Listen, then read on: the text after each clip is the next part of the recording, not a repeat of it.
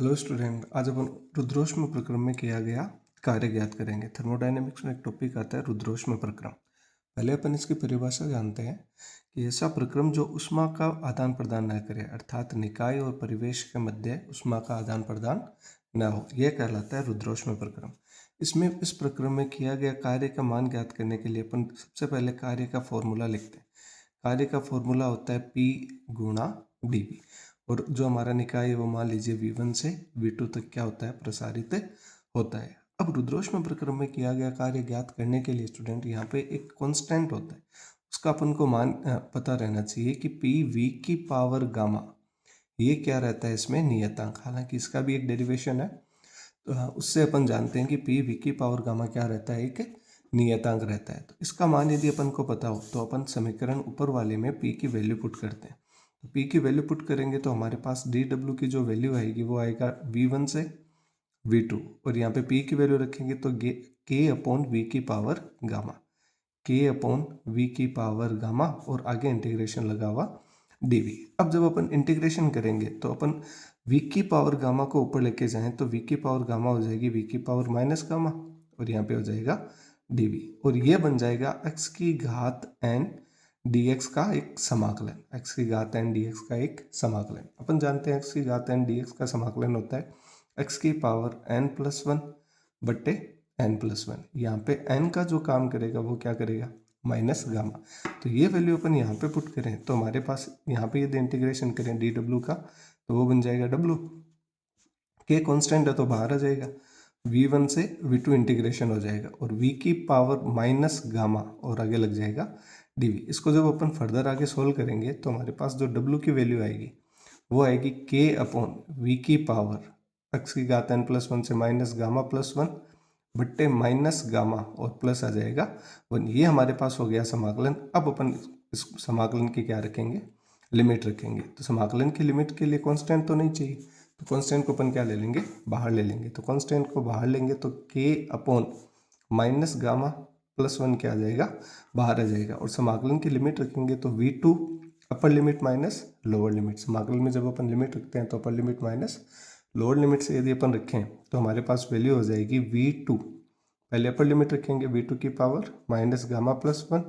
Minus V1 की power minus gamma +1। अब यहाँ पे एक थोड़ा सा मैथमेटिकल टर्म को अपन चेंज करेंगे, उसको आप ध्यान से समझना।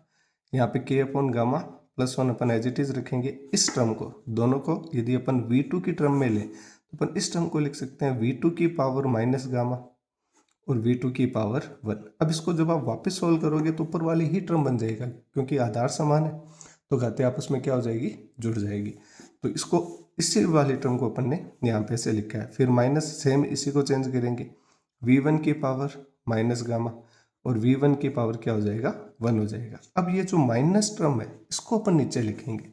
इस माइनस टर्म को जब अपन नीचे लिखेंगे तो हमारे पास W का जो फॉर्मूला बनेगा वो बनेगा K अपॉन माइनस गामा +1।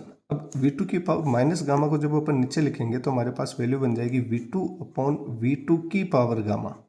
समझ रहे हो, ये नीचे आया, ये V2 की पावर 1 है तो अपन इसको V2 लिख सकते हैं, तो V2 अपॉन हो जाएगा V2 की पावर गामा। सिमिलर सेम यही चेंज हो जाएगा, V1 अपॉन V1 की पावर हो जाएगी गामा। अब ऐसा हमने क्यों किया, तो इसका एक अपन को आगे फायदा मिल जाएगा कि अपन लिखते हैं PV की पावर गामा क्या होता है, नियतांक होता है। तो इसका मतलब P1 और V की पावर गामा, V1 की पावर गामा, ये भी क्या हो जाएगा K। तो हमारे पास वैल्यू बन जाएगी, जो हमारे पास V1 की पावर K अपॉन V1 की पावर गामा, वो आगे वैल्यू दे देगा हमें। इसी प्रकार अपन लिख सकते हैं P2 V2 की पावर गामा, और ये आ जाएगा K के बराबर। अब ये चीज़ लिखने का फायदा क्या होगा, जब अपन इसमें चेंज करेंगे तो K को जब अपन अंदर गुणा करवाएंगे तो यहाँ पे तो वैल्यू एज इट इज चलेगी, माइनस गामा +1। तो यहाँ पे वैल्यू आ जाएगी K अपॉन V2 की पावर गामा, और V2 आगे एज इट इज रहेगा।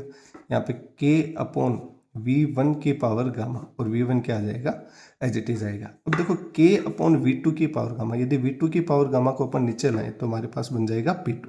इसको आप सोल्व करके भी देख सकते हो कि भाई K अपॉन V2 की पावर गामा को अपन नीचे रखें तो यहाँ पे बन जाएगा P2, और इसी हिसाब से यहाँ पे बन जाएगा P1, K अपॉन V1 की पावर गामा। इसको जब अपन वैल्यू रखेंगे तो हमारे पास W बन जाएगा स्टूडेंट, W बराबर 1 गामा प्लस 1 और यहाँ पे बन जाएगा P2V2 और यहाँ पे आ जाएगा माइनस P1V1। अब यदि अपन आदर्श गैस समीकरण को लगाए PV बराबर nRT, तो PV मतलब P1V1 बराबर nRT1 और इसी हिसाब से यहाँ पे हो जाएगा P2V2 बराबर हो जाएगा nRT2। अब देखो ये फायदा वापस दे देगा कि भाई P1V1 और P2V2 की यहाँ पे अपन वैल्यू पुट कर सकते हैं।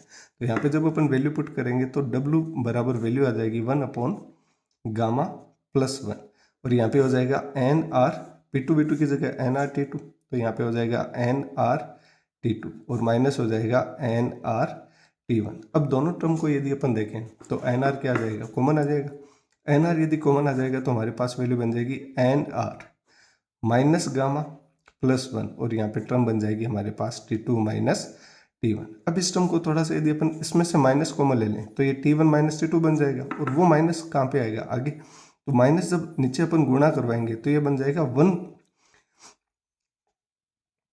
गामा माइनस 1 बन जाएगा, क्योंकि अपन देखो यहाँ से अपन माइनस यदि कॉमन भी ले तो माइनस nR ये एज इट इज रहेगा, नीचे है माइनस गामा प्लस 1 तो ये बन जाएगा T1 माइनस T2। और इसको जब अपन वापस माइनस को गुणा करवाएं तो गुणा करवाएंगे तो यदि प्लस में वैल्यू लिखना चाहें तो यहाँ पे हो जाएगा nR, ये माइनस यहाँ पे गुणा होगा तो ये तो हो जाएगा प्लस, मतलब गामा हो जाएगा प्लस और 1 क्या हो जाएगा माइनस और ब्रैकेट में आ जाएगा T2 माइनस T1।